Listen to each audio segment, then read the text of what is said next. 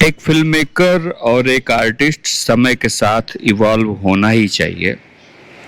जो film maker समय के साथ इवॉल्व नहीं होगा उसे उस इज्जत के साथ याद नहीं किया जाएगा जिस इज्जत के साथ बड़े बड़े फिल्म मेकर्स को याद किया जाता है। तो आइए मेरे सामने मेरी गाड़ी पे सवार हो जाइए, मैं आपको रिव्यू करके बताता हूँ कि ये जो फिल्म आई है धुरंधर, ये कैसी है और किस तरह। बहुत कम मुझे गूज बम्प आते हैं अब किसी मूवी को देखने पे। आप यकीन मानिए, मैंने केजीएफ बीच से छोड़ दी है। मैंने कई बड़ी बड़ी मूवीज, पुष्पा मैंने नहीं देखी है, बीच से छोड़ दी है। मैं नहीं देखता हूँ, मुझे नहीं पसंद आता अब ये बचकाना एक्शन। मैं मार्वल की फिल्में छोड़ देता हूँ। मैं RRR देखते हुए भी कुछ सीन्स पे मुझे गूज बम्प आए थे, लेकिन अब मैं कैसे बताऊं इस बात को कि आज जब मैं धुरंधर देख रहा था, कई बार ऐसा मोमेंट आया कि मैं चिल्ला पड़ा। मैं अब, मेरी उम्र इतनी हो चुकी है, मेरा इतना एक्सपीरियंस हो चुका है, इतनी फिल्में देख चुका हूँ, इतनी दुनिया देख ली है कि मैं आसानी से चौंकता नहीं हूँ। शॉक वैल्यू कोई मूवी, कोई वेब सीरीज क्रिएट नहीं कर पाएगी।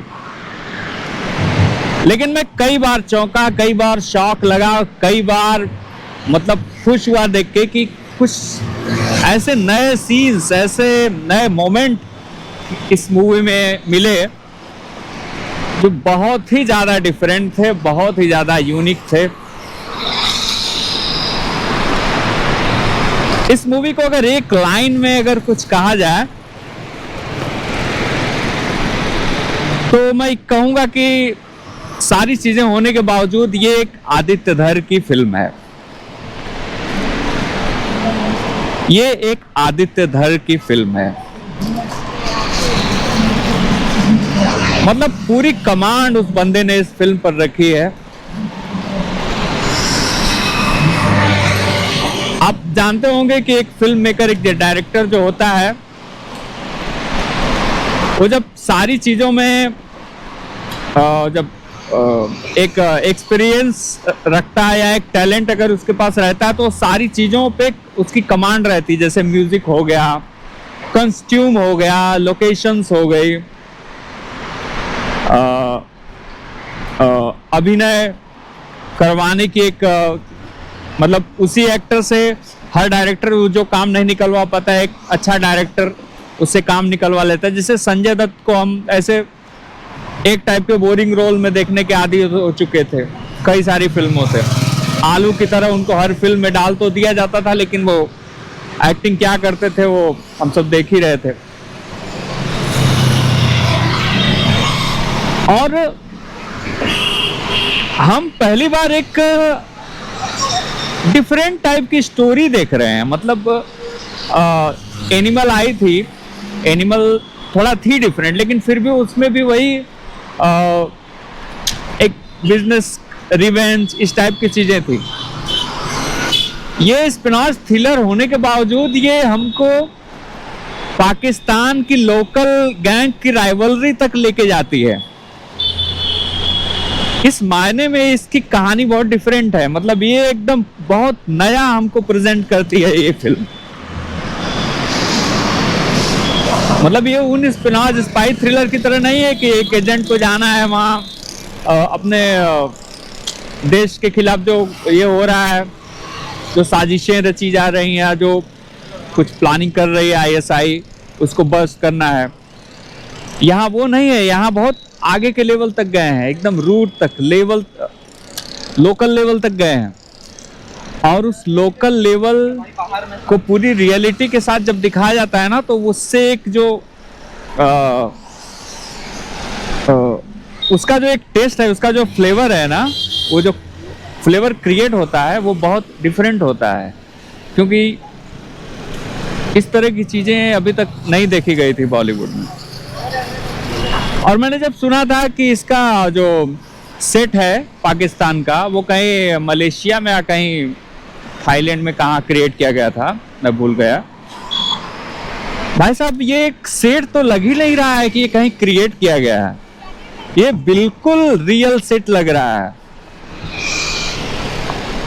वो जो जूस की दुकान थी जहाँ पे रणवीर सिंह काम करने जाते हैं, उसकी दीवारों को देखो, वो मिक्सर मशीन देखो जिसमें जूस निकाल रहे हैं, वो हाथ से चलाई जाने वाले, सब कुछ पुरानी लग रही है। जैसे लोकल बाजारों में हम घूमते हैं जो चीजें यूज होती हैं, बिल्कुल वैसी वो दिख रही थी कि जैसे इसे रोज यूज किया जाता होगा। इसके अलावा जो लोकल गलियां हैं, जो सड़कें हैं, वो लगता है देखने के बाद कि ये एकदम रियलिस्टिक लग रहा है। और कुछ लोग जो ये कह रहे हैं कि ये थोड़ा बड़ी है फिल्म, इसको थोड़ा और छोटा किया जाना चाहिए, तो क्या छोटा करेंगे आप? ऑलरेडी कोई भी गाना पूरा नहीं दिखाया गया, आप छोटा कौन सा सीन करोगे? किस सीन को हटा दोगे? क्रिटिक्स से मैं पूछ रहा हूं कि आप आखिर इसके किस सीन को हटाएंगे आप?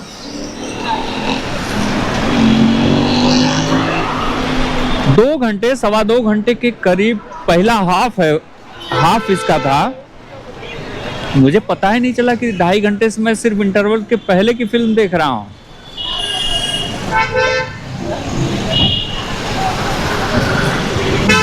सारा अर्जुन को लेकर कई लोगों ने बोला था कि सारा अर्जुन जो है रणवीर सिंह से उम्र में छोटी है। भाई साहब, क्या उम्र में छोटा क्या होता है? मतलब 38 का 39 समथिंग का होगा रणवीर सिंह, और सारा अर्जुन 19 या 20 ईयर ओल्ड होंगी ज्यादा से ज्यादा। फिल्मों में इस गैप मायने नहीं रखता है, और इसकी तो कहानी में भी उसको दिखाया गया है कि क्यों है उसकी कम उम्र, और वो तो कहानी में भी उसको जस्टिफाई कर दिया गया है ना, तो ये तो कुछ प्रॉब्लम हुई नहीं। इस फिल्म के का जो भी क्रिटिक्स इस फिल्म में कोई खामी निकालेगा तो समझ लीजिए कि वो खामी निकालने भर के लिए उसकी खामी निकाल रहा है। इसमें किसी खामी को निकाले जाने की जरूरत है ही नहीं इस फिल्म में।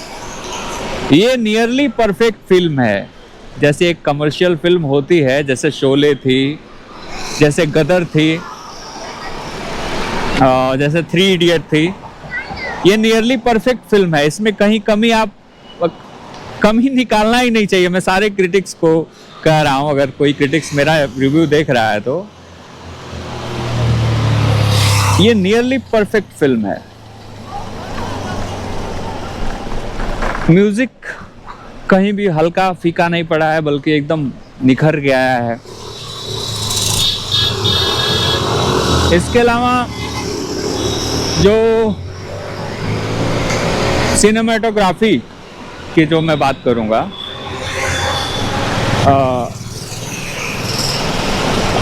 इधर भी जितनी बड़ी बड़ी फिल्में आई हैं, बहुत ज़्यादा CGI यूज करने की वजह से उनकी सिनेमेटोग्राफी एक जैसे नकली लगती हो। इसकी जो सिनेमेटोग्राफी है, एकदम चमक के साथ बिल्कुल रियलिस्टिक वे में एक कमर्शियल फिल्म को शूट कैसे किया जाता है, इसमें दिखाया गया है। आई थिंक इसकी टक्कर की इस समय अगर किसी फिल्म को कहेंगे तो वो सिर्फ एक फिल्म का नाम ले सकते हैं जो थी अग्निपथ, ऋतिक रोशन की। उसकी सिनेमेटोग्राफी और इसमें थोड़ी बहुत सिमिलरिटीज हैं।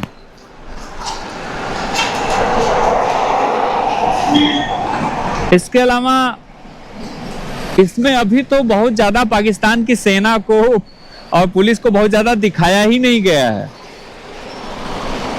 सबसे मुझे अचंभा लगने वाली बात यह लगी कि पूरी फिल्म में अभी पाकिस्तानी सेना तो कहीं दिखी ही नहीं है, और ना पाकिस्तान की पुलिस फोर्स ही कहीं बहुत ज्यादा नजर आई है। मतलब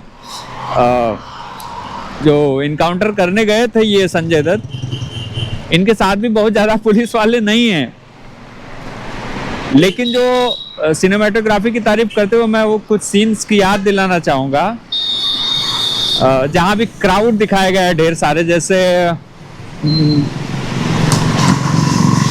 रहमान डकैत के कई जगह जो क्राउड वाले सीन है जहाँ वो क्राउड को एड्रेस कर रहा है, वो सीन्स आप उठा के देखिए, आपको क्राउड कितनी रियलिस्टिक लगेगी। कि इतनी रियलिस्टिक रियल क्राउड मैंने अभी तक इधर बीच किसी फिल्म में नहीं देखा है। और कई सारी बातें हैं जिसके बारे में चर्चा की जा सकती है, लेकिन कहीं से भी किसी ऐसी बात की चर्चा नहीं की जा सकती कि फिल्म में कुछ कहीं रह गई, कोई कहीं कमी कोई रह गई। ऐसा मुझे नहीं लगता कि कहीं भी कमी बताने की कहीं कोई जगह है। अब 250 करोड़ में वन फिल्म ओल्ड एक डायरेक्टर इससे बढ़िया कुछ बना के नहीं दिखा सकता है। इससे बढ़िया क्या ही बनाएगा कोई। आर माधवन जब पहले सीन में जब दिखाई देते हैं और जब बोलते हैं ना, तो वो होठ जिस तरह से अपने मूव करते हैं, होठ हिलाते हैं ना, वो बिना अजीत डोभाल को इमिटेट किए उनके एक्सप्रेशन दे देते हैं। ये मुझे एक अलग ही चीज लगी। मतलब ये आर माधवन कहाँ पे गए हैं, किस लेवल पे गए हैं एक्टिंग करने के, कि मतलब वो इमिटेट भी नहीं कर रहे हैं अजीत डोभाल को, और वोट जब वो खींच रहे हैं तो ऐसा लग रहा है कि जैसे हम अजीत डोभाल को ही देख रहे हैं, आर माधवन को नहीं देख रहे हैं। हालांकि ज्यादा उसमें उनका जो प्रोस्थेटिक वगैरह मेकअप जो हुआ है अजीत डोभाल के जैसा दिखाने के लिए, वो बहुत बढ़िया हुआ है। मतलब वो भी एक उसकी वजह से भी वो क्रिएट होता है। और सारा अर्जुन का जो रोल है, जो कैरेक्टर है, उन्होंने अपने कैरेक्टर को वैसे ही प्ले किया जैसे उनको प्ले करना चाहिए था। उन्होंने कुछ एक्स्ट्रा फोर्स नहीं किया एक्टिंग में, और वो शायद ठीक किया है, क्योंकि वो फिर गड़बड़ भी हो सकता था ऐसा करने के बाद। उन्होंने एक यूजुअल जो उन्हें कहा गया है उसे उन्होंने दिखाया है, और बहुत ज़्यादा उसको उन्होंने फोर्स नहीं किया है अपने आप को उस रोल में। और जाहिर सी बात है कि वो एक ऐसा काम उन्होंने नहीं किया है कि जैसे हम बहुत कुछ हाईलाइट कर सकें सारा अर्जुन के काम को। और कुछ रिव्यू करने वाले जो ये बता रहे हैं कि रणवीर सिंह कहीं नेपथ्य में बैकग्राउंड में चले गए हैं, वो अक्षय खन्ना उनके ऊपर हावी हो गए हैं, तो ऐसा नहीं है। यही तो फिल्म मेकिंग है कि जिस कैरेक्टर को आपको बैकग्राउंड रखना है, अगर मेन कैरेक्टर की भी जरूरत नहीं है फ्रेम में, कहीं कहानी में, स्क्रीन प्ले में, उसको जहां जितना प्ले करना है उतना ही प्ले करना चाहिए। ये तो जो स्टार वर्शिप करने वाले जो डायरेक्टर होते हैं, वो लार्जर देन लाइफ प्ले करते हुए वो सब ये काम करते हैं कि पूरी फिल्म में वही हावी हैं। जब इस कहानी में ढेर सारे कैरेक्टर हैं और उनकी कहानी को दिखाया जाना है, तो भाई जहां आपकी जरूरत है वहीं आप दिखाए जाएंगे ना। लेकिन फिर भी फिल्म के जो मेन हीरो हैं वो तो रणवीर सिंह ही है ना। और अभी रुकिए, अभी तो अगले पार्ट में उन्होंने तो पहले ही कहा था कि अगर तुम लोगों के पटाखे हो चुके हैं तो फिर मैं धमाका करूं, तो वो तो अभी धमाका करने आएंगे ही।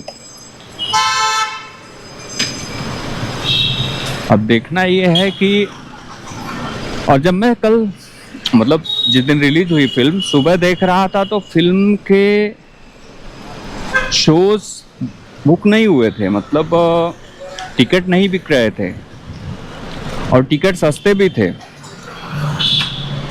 और जैसे ही पहला शो इस फिल्म का चला भाई साहब, उसके बाद तो जैसे आग लग गई। दोपहर तक मैं देख रहा हूँ कि टिकट बुक हो चुके हैं, टिकट के रेट्स बढ़ गए हैं। इस मूवी ने अपने दम पर अपने आप को एकदम लाइमलाइट में लाके रख दिया है और इस फिल्म से अब बहुत उम्मीदें हैं।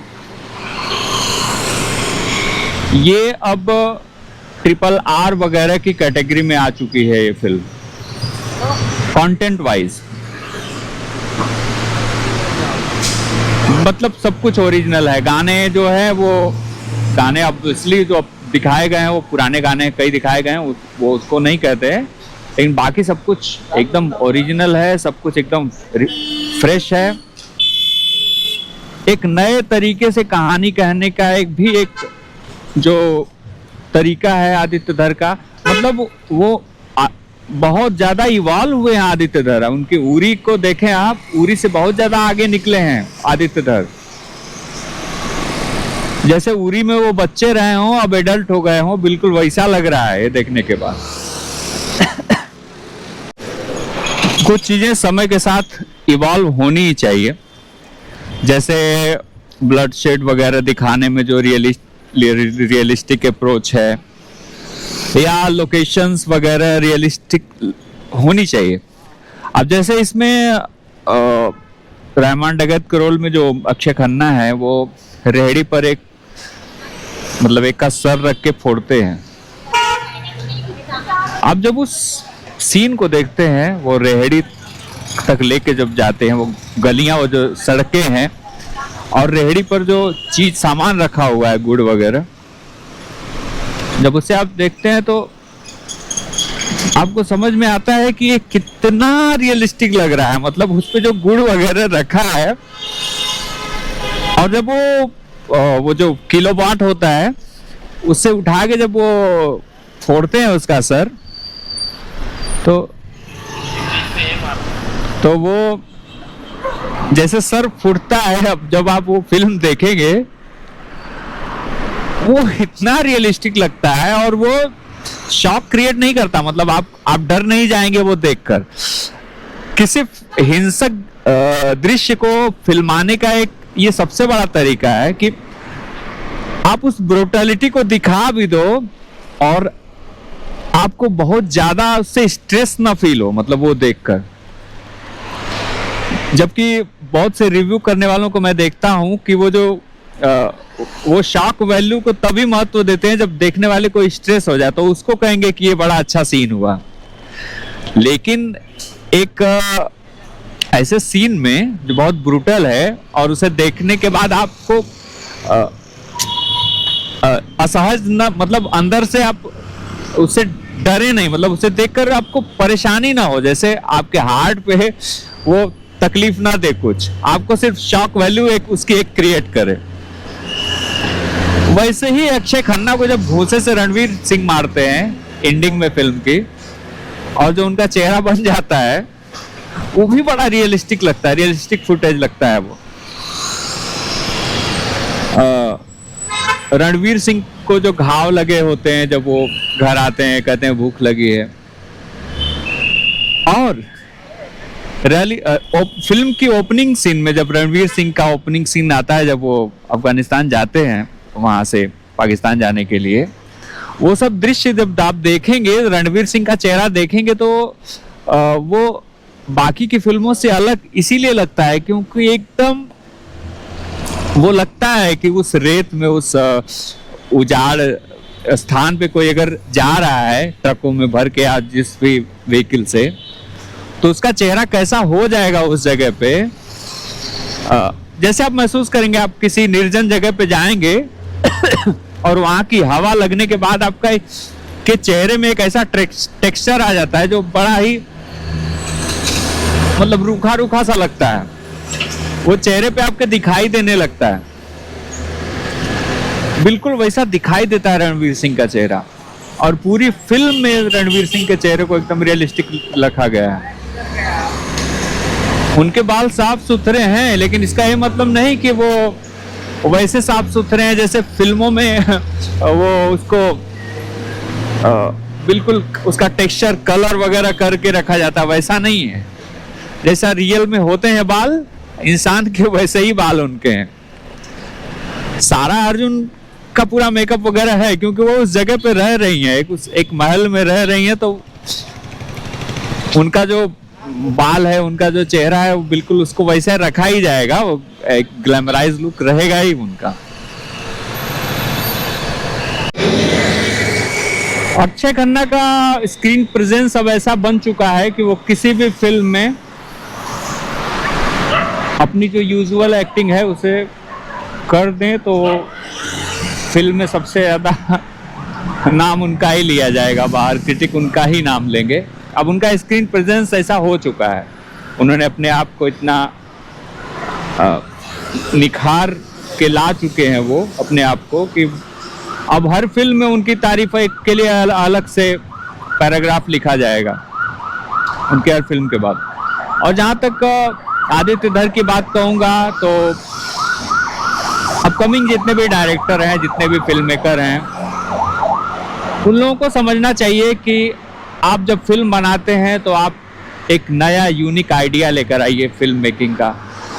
जैसे मणिरत्नम लेकर आए थे, जैसे राजकुमार हिरानी लेकर आए थे। कोई भी फिल्म मेकर का एक यूनिक टेक्सचर होता है, वो दिखना चाहिए। आदित्य धर मात्र 2 फिल्मों से अब उस लीग में आ चुके हैं डायरेक्टर की कि जिनकी फिल्म देखने के बाद लोग समझ जाएंगे कि ये फला डायरेक्टर की फिल्म है।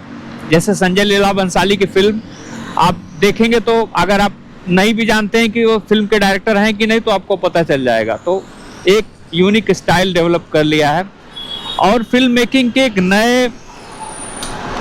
एक नए स्तर को उन्होंने छू लिया है आदित्य धर ने।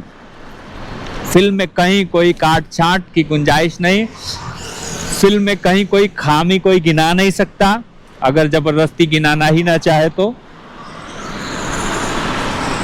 और रणवीर सिंह एक बार फिर, और बहुत खुशी हुई देखकर कि रणवीर सिंह ने की एक बेंचमार्क फिल्म आई है, फिल्म चलनी चाहिए। बहुत बढ़िया एक्टर हैं रणवीर सिंह हमारे टाइम के। अब लोग तारीफ ना करें तो अब मैं कुछ नहीं कह सकता, लेकिन वो बहुत आगे निकल चुका है रणवीर सिंह। तो ऑब्वियसली ये फिल्म आप जाकर देखें, ऑब्वियस है ये रीज़न देखने का। और मेरे वीडियो को लाइक वगैरह कमेंट ज़रूर करके बताएं कि क्या और क्या मैं कर सकता हूँ अपने वीडियो को अच्छा बनाने के लिए। और thank you very much, good night.